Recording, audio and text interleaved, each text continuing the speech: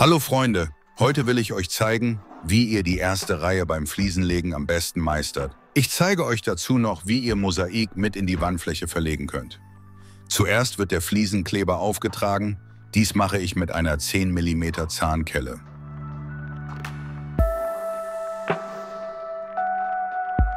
Zuerst spachtel ich den Fliesenkleber auf den Untergrund mit der glatten Zahnkelle auf, also mit der Spachtelseite.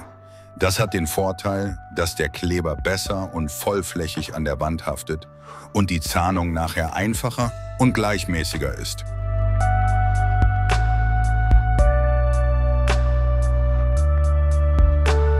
Jetzt benutze ich die Zahnkelle, also die gezahnte Seite der Kelle, und ziehe meine Zahnung senkrecht. Wo noch Fliesenkleber fehlt, werde ich mit der Kelle diese Stellen auffüllen und weiterhin mit der Zahnkelle aufziehen, bis der Kleber gleichmäßig und vollflächig erfolgt ist.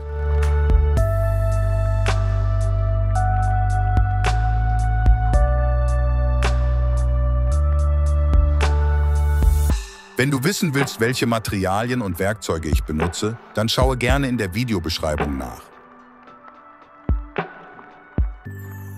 Nun nehme ich meine Fliese, die habe ich unten etwas gekürzt, weil ich hier ein Gefälle im Estrich habe. Diese Stelle ist tiefer als die restliche Wandfläche oder Bodenfläche und deshalb muss ich in der ersten Reihe die Fliese etwas kürzen, damit nachher im Duschbereich eine ganze Fliese endet.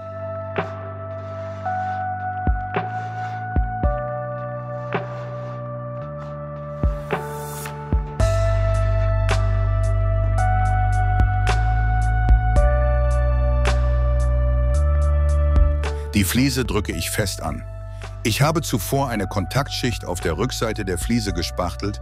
Das dient der Haftverbesserung und ist bei einer Steinzeug-Wandfliese nicht unbedingt notwendig, da diese saugfähig und offenporig ist.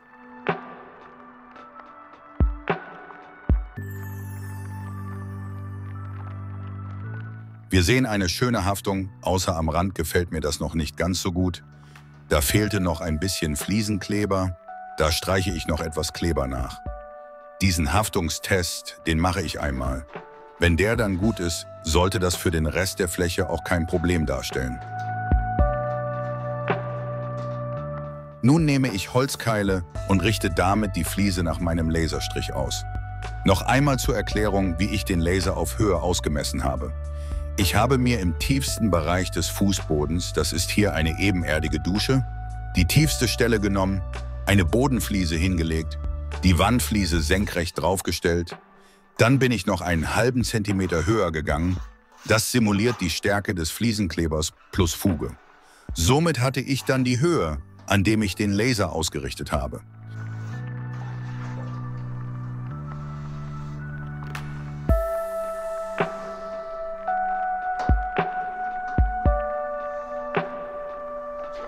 Jetzt habe ich hier mit einer Wasserwaage das Lot kontrolliert. Wie so oft bei Fußböden mit Abdichtung ist es so, dass das Dichtband unten ein bisschen aufträgt. Deswegen war die Fliese nicht ganz im Lot. Das habe ich jetzt mit dem Fliesenrüttler einmal korrigiert. Ich bin im unteren Bereich einmal lang gefahren, dann kommt die Fliese noch einen Ticken näher an die Wand. Jetzt steht sie im Lot, so dass ich die Fliese jetzt noch einmal in Waage ausrichte. Und jetzt kommt die nächste Fliese. Dort mache ich nochmal eine Kontrollmessung. Die Fliese habe ich bereits zugeschnitten und lege das Mosaik für die Breite auf den Boden. Das Mosaik hat nicht dieselbe Höhe wie die Wandfliese und deshalb habe ich das Mosaik nicht gekürzt, da die Fuge sowieso verspringt. Ich ziehe immer nur so viel Kleber auf, wie ich innerhalb von 10 Minuten verarbeiten kann. Wir sind jetzt im Sommer und wenn man zu viel Kleber aufzieht, dann bildet der eine Schicht und die klebt nicht mehr. Deshalb sollte man immer nur so viel Fliesenkleber aufziehen, wie man innerhalb einer gewissen Zeit verarbeiten kann. Die Fliese verlege ich nun wieder an der Wand. Mit Holzkeilen werde ich jetzt wieder meinen Laserstrich ausrichten.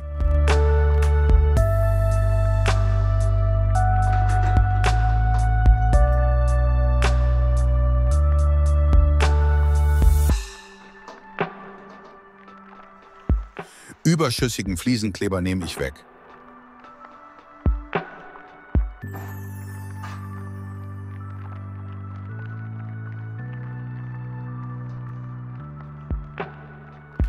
Nun kommt das Mosaik dran. Ich drücke das Mosaik vorsichtig an. Ich habe vorher die Stärke kontrolliert. Das Mosaik hat hier dieselbe Stärke wie die Wandfliese. Also konnte ich es ganz einfach aufkleben.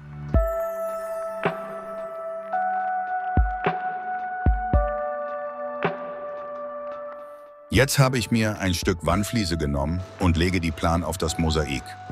Die Fliese ist ein bisschen größer als das Mosaik, damit die an den Wandfliesen links und rechts aufliegt. Mit meinem Fliesenrüttler vibriere ich jetzt das Mosaikplan in die Wand und kontrolliere das Ergebnis noch einmal mit der Wasserwaage.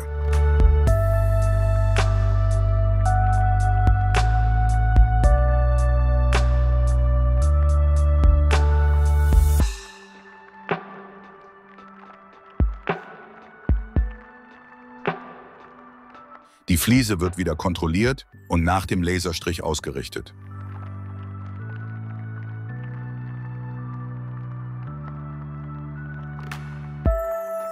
Dort könnt ihr den Duschbereich sehen, also es ist ein gefliester Duschbereich. Und da an der Wand ist auf der grünen Matte dieses Loch. Da kommt nachher die Duschrinne rein.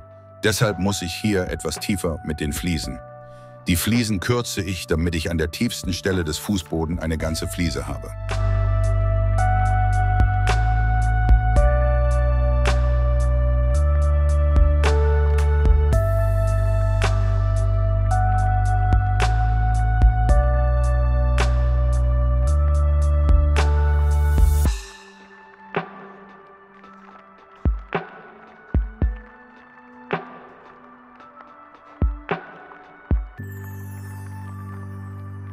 Beim Aufzahnen, gerade beim Anschluss, ist immer darauf zu achten, dass man bis an die angrenzende Fliese aufzahnt, damit dort keine Hohlräume entstehen. Beim Aufzahnen sollte man immer sehr sorgfältig arbeiten, die Kelle immer gleich halten, damit überall die gleiche Stärke von Fliesenkleber ist. Wenn ihr den Fliesenkleber ungleichmäßig aufzieht, dann werden die Fliesen auch ungleichmäßig. Wie so oft im Leben ist das gar nicht mal so schwer, wenn man weiß, wie das geht. Und deswegen empfehle ich dir gleich, diesen Kanal zu abonnieren, damit du kein Tutorial verpasst.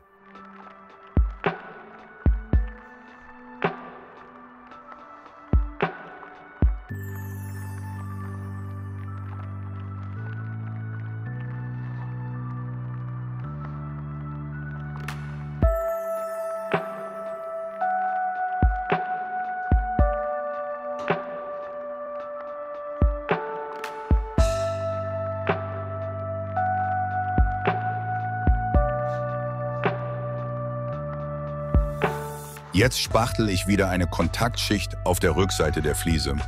So wie gesagt, das ist eher eine Wandfliese, Steingutfliese, und die zieht sehr stark Wasser und somit auch den Fliesenkleber. Das sorgt dafür, dass der Fliesenkleber eine optimale Verbindung mit der Fliese herstellen kann. Festes Andrücken und leichte Hin- und Herbewegungen sorgen dafür, dass die Fliese optimal an der Wand haftet. Das Weiße, was ihr seht, ist eine Entkopplungsmatte. Da ich im Altbau bin, gehe ich lieber auf Nummer sicher und entkopple die Wände. Falls irgendwo Risse oder Spannungen entstehen, wird das nicht direkt auf die Fliese übertragen. Bei den großen Fliesen und kleinen Fugen schadet eine Entkopplung nie, weil die Flexibilität in einem Wand- oder Bodenbelag nur die Fuge herstellen kann.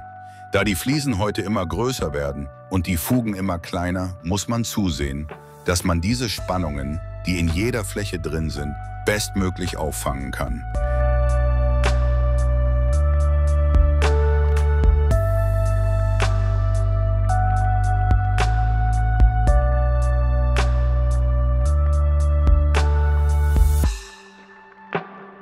Hier vibriere ich jetzt wieder die Fliese an die Wand an, da die Fliese ganz leicht vorstand.